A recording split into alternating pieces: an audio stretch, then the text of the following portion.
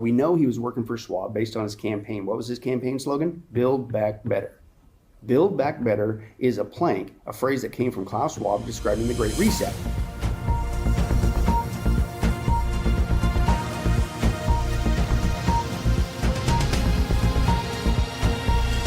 Welcome to the Tipping Point Show. I'm Jimmy Evans. I'm so glad that you've joined me today. On today's program, I have joining me Pastor Billy Crone, and we're going to be talking about his book and his documentary called Klaus Schwab, the World Economic Forum, and the Coming Mark of the Beast. You're going to want to watch this show today. It is going to be phenomenal. Let me say before we go into this interview, we have our conference coming up on September 16th. It's going to be at Fellowship Church, Grapevine, Texas, 5 minutes from DFW Airport if you're flying in. It's part of the Metroplex. Pastor Ed Young is the pastor there. He is going to be at our conference, as well as Pastor Billy Crone, myself, Dr. Tony Evans. We have Dr. Mark Hitchcock that's going to be there. It's going to be also Rabbi Jonathan Cahn. It's going to be a phenomenal day. We want you to be a part of that.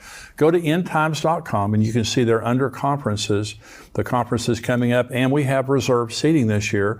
And so you'll see where all the available seats are. We have sections that have already sold out. So if you want the best seats, get on there right now.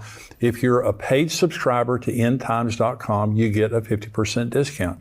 If you're bringing a group of 10 or more, you get a 40% discount. And so the discounts are available. So we would love to have you be a part of this.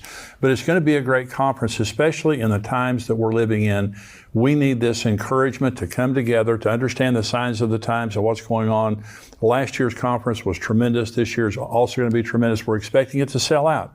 So go online to endtimes.com and get your ticket now. Bring some people with you. And if you bring 10 or more, you get a discount. But I have joining me today special guest, Pastor Billy Crone. He's the senior pastor of Sunrise Bible Church in Las Vegas, Nevada. In addition to being a pastor, he's a gifted author, a conference speaker, and teacher. He's written many books on the end times and produced many documentaries. And today we're talking about his new book, Klaus Schwab, the World Economic Forum, and the Coming Mark of the Beast. Billy, thank you for joining me again. Thank you, Jimmy. Thanks for having me on. Well, you're a great friend, and you've been a conference speaker for us. You're going to be speaking again at this year's conference, and you've got a phenomenal topic, a new book that's coming out later that you're going to be talking about. But now you just have a gift of being able to take current events and to understand those in light of Bible prophecy. Yeah. So we're talking here about Revelation 13. There's going to be a mark of the beast. Yeah.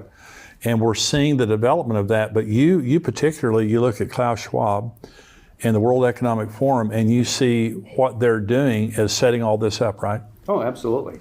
And most people will get, when people are starting to hear more about Klaus Schwab. They're starting to hear more about the World Economic Forum. But they may even realize that, hey, wait a second, as crazy as this is, they are using the COVID pandemic as the excuse to basically take over the planet economically. Right. They realize that that's one of the game plans with this Great Reset, he calls it. They're going to reset the world's economy. They're going to switch to a cashless society. So people are starting to catch on to that. What they're not catching on is the other half of that first half, and that is, it's not just an economic reset. It's not just turning the global economy under their control in a cashless electronic society. They want to biometrically tie everybody on the planet into this cashless digital system that they can control all kinds of things, including buying and selling, which where have I heard that before? Yeah. That's Revelation 13. And so I'm convinced that what these guys are doing, whether they admit it or not, know it or not, whatever, they're building the infrastructure for what God warned about 2,000 years ago called the Mark of the Beast system. So Klaus Schwab has a connection with Hitler. Oh, yeah. Okay, so talk about that. Yeah. Well, he grew up in Hitler's world. If you ever wonder what Klaus Schwab is up to, what's really behind his agenda, just go back and do a quick study on Hitler. Do a study on the Third Reich, all the things that Hitler did and wanted to do if he had won World War II. And in a nutshell, I'm not joking, it's not hyperbole, that's what Klaus is now bringing to the whole planet. And it's not a surprise when you look at his background. He was born in Ravensburg, Germany. He grew up in Hitler's Germany. Klaus's dad, Eugene, was a friend of the Nazis. He ran a factory, and he also helped the Germans to make armament and things of that nature. He also used slave labor, POWs, which brings to light his phrase, Picasso's phrase today for the planet, "You'll own nothing, be happy." Like a slave POW camp, slave labor person. But he grew up in that environment, and his dad, Eugene's company, again, won awards from the Nazis, a model company. So this is his background. He was there. He grew up in that environment thinking that this was a great thing. So in 1971, he begins to establish this thing. It was originally called the European Management Forum. And in a very short amount of time, in 1971, he was able to amass a lot of people from around the world. And then in the 80s, he changed it to what we have today, the World Economic Forum. And that began to tell you really what the goal was. Right. It wasn't just helping Europe with their management of their economic, it really is a plan for the world. And his plan for the world is to basically bring what Hitler wanted to do and the tyranny that he only got as far as Germany to the whole planet. Now, really what you should call what he's doing is the rise of the Fourth Reich. But you can't say that because it's too obvious, right? So I'm not joking. You'd think he'd scramble it up a little bit better.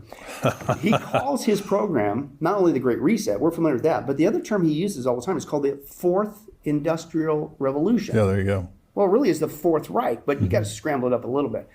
And basically his vision for the planet, I call it a Hitlerian vision, is he wants to, because after all, they're the elites, they have the power, Right. They own everything and all that stuff, and it's their job to be stewards of the planet. And he even admits on tape that that's what they want to do. They're making the decisions to steer the planet. But what they want to do is they want to bring in this cashless economic system. They want to tie everybody into it with microchip technology. They'll control everything, buying and selling. He's really big on the brain chip, right? Which just happens to be one of the two places that people will receive the mark, right hand or the forehead. In fact, if you want to watch this video, this is Klaus Schwab in 2016 admitting on tape that just like we get used to, we've gotten used to having microchips in our clothing to track our every move, the next thing is going to be a brain chip. But this is about a 30-second clip. Great. Let's watch this. Au bout de ça, on parle de puces qu'on pourra s'implanter. Ce sera quand ça? Certainement dans les 10 années à venir. Et d'abord, on va les implanter dans nos vêtements, c'est-à-dire wearables, comme on le dit. Et après, on pourrait s'imaginer qu'on les implante dans nos cerveaux ou dans notre peau. Et à la fin, peut-être il y a une communication directe entre notre cerveau et le monde digital. But again, this is not a conspiracy theory. That's the actual interview. But he admits that just as we got used to having microchips in our clothes to track and tag, that one day, and he always seems to point to the head, the brain chip, right? And he did it himself. Now, here's what's wild. You're going like, well, maybe that was just a fluke. No. The very next year, 2017, at the World Economic Forum, he's interviewing Sergey Brin. Sergey Brin is one of the two co-founders of Google, who, by the way, is developing the AI. Wow. One of the AI developers who is going to run the back end of this matrix that they're building, because you got to think about how are they going to, they're going to tie everybody into this cashless digital system, merge it all together, control people's buying and selling. It's on a global basis. You can't hire enough people to run the back end. Well, that's where AI comes in. AI is going to run the system. That's why they're big on AI, because it's superhuman. Oh, yeah. Right? So anyway, so he's talking in this interview with Sergey Brin, and he admits on it, he goes further deeper, and this is the next year, 2017. And he admits, he goes, and one day soon, and he waves to the audience, he goes, we're all going to get these brain chips. And then he goes further. It's not just the controlling what you're buying and selling. He says, and for instance, we will be able to know how, for instance, how you respond to this talk that Sergey and I are having right now in real time. Okay, but again, it's not a conspiracy. It's on tape. Watch this. Admit that plan. There you go. What's this? Can you imagine that in 10 years when we are sitting here, we have an implant in our brains, and I can immediately feel, because you all will have implants, and we measure your brain waves, and I can immediately tell you how the people react, or I can feel how the people react to your answers. Is it imaginable? I think that is imaginable. So again, it's not a conspiracy theory. This is why we love to share these clips, because you're talking about things that if you were to just have a verbal conversation with people, they look at you like you got some sort of tin full of triangle hat on and you've gone off the deep edge. But this is why it's a lot more work. But we share the videos, and of course we transcribe them for the book. This is really what these guys. Well, and this is one of the things I appreciate, because in your books you use their dialogue, and you're showing what they have said, and then in your documentaries, and you and I've done a couple of projects together for Daystar, and you were showing these clips. This is what they're saying. Yeah. It's not made up. No. And I liked what one guy had said. You go like, well, why would they tell you in advance? Because evil likes to brag. Right? Yeah. And I'll go, ooh, that's a good line. I have to use that. So, but the other thing too is these guys, I think they're so far along the trail. I think when they saw the response of people to readily give up their autonomy and freedoms with the pandemic, I think they were like, hey, this is the time to strike. Look at the response. You would think that people would put up more of a fit, and that didn't really happen. And so I think they're further along, so they're more confident that even though they're going to tell you what they do, what are you going to do? Nobody's going to do nothing. And then they train people to think that once you start breaching these topics, oh, that's a wacky person, don't listen to them, and things of that nature. But it gets even worse, because you're going like, okay, that was 2016. He talked about the brain chip, tie it with your clothes. We got used to that. You're going to get a brain chip. Then he tells you the brain chip the next year with Sergey Brin was not just, controlling the buying and selling, which is Mark of the Beast stuff. Yeah. But we're going to know your thoughts. Yeah. And you're like, wait a second. They don't have the technology for that. Yes, they do. Yes, they do. Yes, they do. And that's out there. It's been out there for several years. Yeah. With these brain chip technology. Now, the concerning thing is you're going like, well, who in their right mind would do that? Well, they do what they always do. They pitch it as something that's going to be a panacea. It's going to fix all kinds of problems. Mm-hmm. If you would only get a brain chip, Pastor Jimmy, did you know that you could no longer need a keyboard to send an email? You could do it with your thoughts. Wouldn't that be great?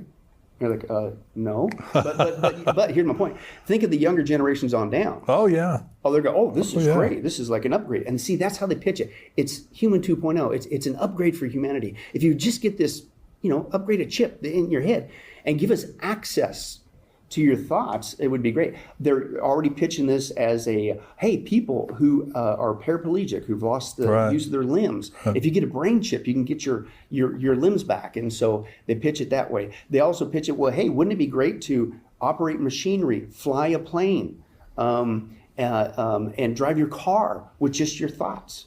Operate your appliances around your house with just your thoughts, And so they're pitching it as it's a convenience. It's a medical saving device and all that stuff. The other thing that's crazy is they admit that this technology can not only monitor your thoughts, but it can erase your thoughts. You're going like, wait a second. Who would sign up to have their thoughts erased with a brain chip? Well, here's how they're pitching it. The soldiers and other people who have PTSD. Right. They just can't get over those memories. Yeah. Well, if you just get a brain chip, Pastor Jimmy, they could delete it. And wouldn't that be fantastic? And then they wouldn't have PTSD anymore. Or people, hey, that's an epidemic, depression. They just can't stop thinking these depressing thoughts, and it just fills their bodies and their minds with depression. Yeah. Well, hey, we can delete it. Okay. So you can see people like, well, maybe I could if it can get rid of my depression or PTSD. So as crazy as it sounds, they're marketing it very in a cunning way, just like Satan, he's cunning, to get people to go along with that. But the other thing too is it also, they admit it, they could tell me the younger generations wouldn't want to do this. They said we could also download information into your brain, not just delete stuff, but download it. Now you're going like, wait a second, download instant information into your brain. I wouldn't have to take that college course. I wouldn't have to. Exactly. Anything that you want to know. Let's say you say, hey, I want to know, I can't grow gardening, like I don't have a green thumb, I got a brown toe, I can't grow nothing, right? Well, hey, if you had a brain chip, you could buy this packet of information, just download it, and you'll know everything there is about gardening, right? Military, they pitch it for soldiers on the field, that if we get the soldiers to get a brain chip, then we can instantly download battle information and things of that nature. But then again, you go to Hollywood. What does that sound like? If people are familiar with the Matrix movies, you had the Neo guy. What did he do? They jacked him into the back of his head, into his cortex there, and then of course that famous scene where all of a sudden he's sitting there, and he wakes up and he goes, "I know kung fu," right? That's not a movie anymore. That's what this technology. And let me give you one more. They freely admit that, there could be a fun side to this as well. They would not only be able to erase, delete, add, give you instant information, your thoughts, but we could access and control your dreams, your dream life. But here's how they're pitching it. You're like, what? And say, well, how's that going to work? They're pitching it, I'm not joking, as a paid service. Like, are you tired of having a bad dream? Wouldn't it be nice if you could have a good dream once in a while? Or people know would for buy sure? that. Thank you. Exactly. See, that's how they're pitching it. And I'm not joking. I call it, what are you going to offer it as? Dreamflix instead of Netflix? I don't know if they got a name yet, but I'm not joking. You could look in print right now, and there's companies that are jumping on the bandwagon because they see what's coming. Oh, yeah. And so they can insert your dreams. You're like, wait a second. Who in their right mind? Stop. Take a deep breath here. Why would you give somebody access to your very thoughts? Because that's really what this is. That's right. So people need to realize that this brain chip, this biometric electronic cashless society that Klaus Schwab is wanting to bring to the planet, tied in biometrically in the hand or the head, that is true. And I believe it's the infrastructure for the Mark of the Beast system. But what they don't realize is it's even more than that. The buying and selling, I'm not going to say thus saith the Lord in Revelation 13, that talks about the mark. That's what it controls, the buying and selling. I think it could be a loaded term, if you will. But that's all God showed to fit, to show us that we need to know. It's buying and selling. But could it be even more when you understand this technology that will control the buying and selling? In that, it will monitor your location. It'll know exactly where you are. But listen, this is what I've been wondering, especially with these brain chips. The Bible says there in Revelation 13 that the order goes out that if you don't worship the Antichrist, Right. and cohorts with the false prophet, that if you don't do it, you're going to die. They're going to kill you. Yeah. Now wait a second. This is on a global basis. So we have the technology to send out a global order for people to do something, a mandate, right? Worship the beast, right? In this context. But how are you going to know whether people obey or not? How are you going to know their location to take them out if they don't obey? But how are you going to know whether they obey or not? Well, you go back to these brain chips. Yeah. Again, which is one of the two parts of the mark of the beast, the hand of the brain. They're going to know access to your thoughts, Pastor Jimmy. They will know, anybody that took this, they'll know exactly whether or not you are worshiping the Antichrist or not. It'll also know your exact geolocation. They'll be able to take you out anywhere on the planet. So I'm starting to see that come into play. Now, as crazy as that sounds, let me give you one more disturbing thing. You're thinking, well, okay, there's no way in the world that's going to happen anytime soon. Because that is the most un-American, invasive thing of our privacy, to get access to our thoughts, let alone be tagged like an animal in the hand or the forehead. That's going to, maybe other countries could fall for that, but it ain't going to happen anytime here soon to America. Of course, I'm using sarcasm. No, this is the importance of Biden being in office right now. Biden is